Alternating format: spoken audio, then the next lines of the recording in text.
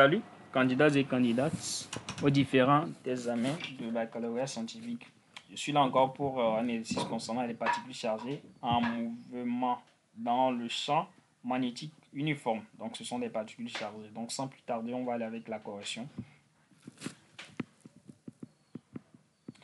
Donc, à T égale à 0, une particule électrique chargée négativement pénètre en eau avec une vitesse V, bon, vecteur V0 égale à V0 I dans une zone Z où règne, donc la figure A, où règne soit un champ magnétique uniforme dont la vitesse, la direction est perpendiculaire à celle de J, soit un champ magnétique B uniforme dont la direction est orthogonale au plan de la figure. Le poids de la particule sera négligé devant les autres forces que vous prendrez en compte. Donc, on y va. Donc, ce sont les représentations, ça. Donc, on dit 1. La trajectoire de la particule dans Z est un arc de parabole OS2, donc la figure B. En argumentant votre réponse, représentée sur la figure B la force qui agit sur elle en O, donc et en M. Donc, précisez le sens du champ E. 2. L'énergie cinétique de la particule en S2 est-elle égale, plus grande, plus petite que celle qu'elle avait en O? Justifiez brièvement votre réponse. Donc, 3 dit la trajectoire de la particule dans Z est un arc de cercle OS3, la figure C. En argumentant votre réponse représentée sur la figure C, la force qui agit sur elle en O et en O en P. Précisez le sens du champ B. 4. L'énergie cinétique de la particule en S3 est-elle égale, plus grande, plus petite que celle qu'elle avait en O? Justifiez brièvement votre réponse. Donc, en faisant agir le champ E et B simultanément, il est possible que la trajectoire de la particule dans la zone S soit OS, la figure A. Établir la relation entre V0, E, B pour satisfaire cette condition. Donc, on y va avec la question numéro 1 qui est dit de donner le sens et la représentation. Donc, les particules sont chargées négativement. Donc, nous avons une direction. Donc, les particules vont se diriger vers S2. Donc, vont se diriger vers ça. Donc, nous avons ça. Donc, ce qui veut dire que les particules viennent jusqu'en bas. Donc, ce qui veut dire que notre force électrique est orientée vers le bas. Donc, or, notre Q est inférieur à 0. Donc, ce qui veut dire que le E et le F sont de sens opposés. Vous êtes d'accord avec moi? Donc, ça veut dire que c'est notre E ici. Donc, c'est ça. Donc, il n'y a pas de souci. Le F est dans ce sens parce que ça descend. Donc, c'est inférieur à 0. Donc, E et F sont de sens opposés. Donc, on dit de montrer voir si l'énergie cinétique est plus grande, plus petite ou égale à celle de O. Donc, on va appliquer le théorème du centre d'énergie entre O et S2. Donc, la variation de l'énergie cinétique entre O et S2 est égale à la somme des forces extérieures qui donne quoi? L'énergie cinétique S2 moins l'énergie cinétique en O égale à le travail de la force. Or, nous avons quoi? C'est négatif, donc E moins cinétique égale à quoi? E moins ça. Or, nous avons quoi? On voit que notre force ici, on voit que on voit que notre tension ici est négative. Donc, ça donne quoi? Or, ici, on a c'est de 0 à S2. On voit que notre force ici, c'est 0.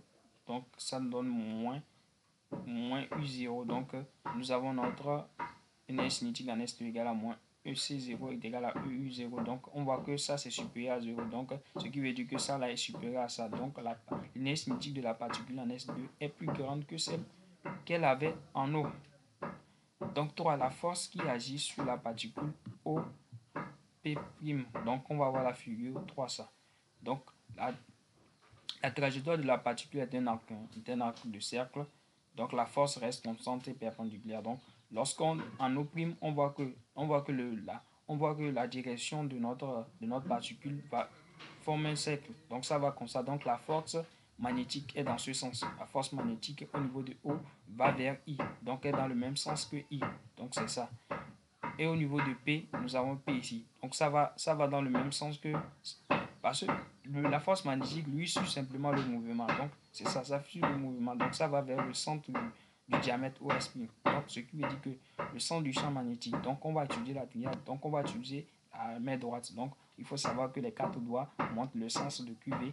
Le pouce montre le sens, la direction de la force magnétique et ta paume le B. Donc ici on voit que c'est inférieur. Donc ce qui veut dire que notre B est sortant. Donc si tu places ta main très bien, donc tes quatre doigts sont dans le sens opposé que la vitesse. Donc le pouce représente FM. Donc vous allez voir que c'est ouvert. Si tu places ça très bien, tu vas voir que c'est sortant. De 4, appliquons TCI de la part. On veut. Le 4 nous demande de faire quoi? On va retourner.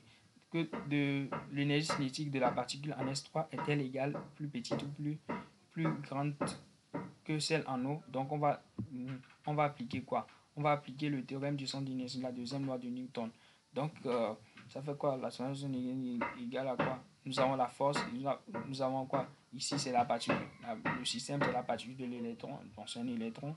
Le référentiel terrestre supposé gagner les forces en présence. Ici nous avons rien que la force magnétique. Donc ça fait Fm, le vecteur Fm égale à la masse fois le vecteur accélération égale à Fm égale à QV, Q vecteur QV vectoriel B.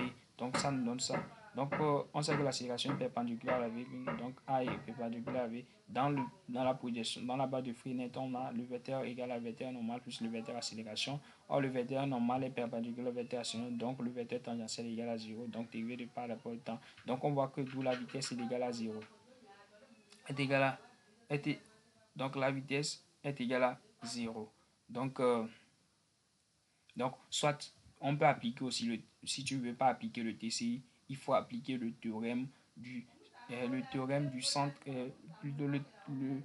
Il faut appliquer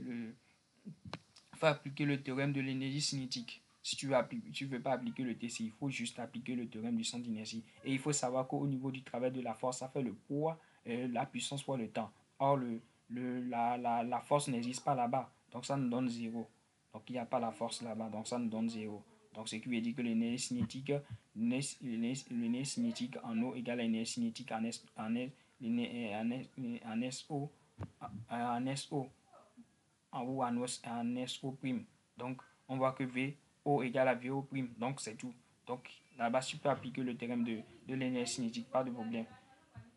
Donc on voit qu'à l'intérieur du champ magnétique B, la vitesse est constante et par suite l'énergie cinétique est constante. Donc l'énergie de la particule en S2 est égale à celle qu'elle avait en eau. Donc c'est notre particule, on a notre S3. Donc tu appliques ça. Donc le théorème de l'énergie cinétique de eau en S3. Donc tu vas trouver la même chose. Donc au niveau de la force n'existe pas. Donc la relation entre V0, E et B. Donc nous sommes dans ce sens. Donc le mouvement est uniforme. Donc nous avons quoi? Nous avons la force magnétique et la force électrique ici. Donc la force magnétique et la force électrique. Nous avons utilisé la première loi de Newton qui est à l'équilibre. Donc c'est ça qui est égal à V0 égal à E sur B.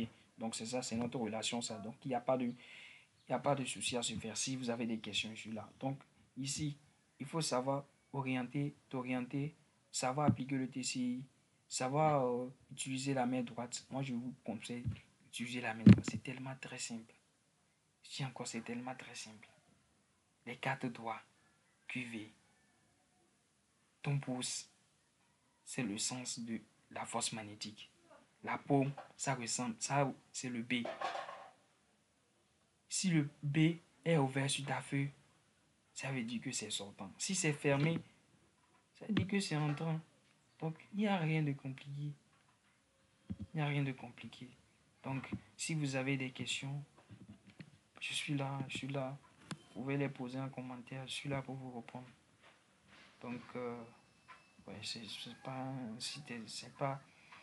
exercice si long, si grand comme ça. Juste, il faut appliquer les trucs. Et tout est facile. Il n'y a rien. Il n'y a rien d'extraordinaire. Donc, on se dit à plus pour une vidéo. N'oubliez pas de partager cette vidéo avec d'autres personnes, vos amis qui n'ont jamais vu. ou bien votre camarade qui est dans un coin. Merci.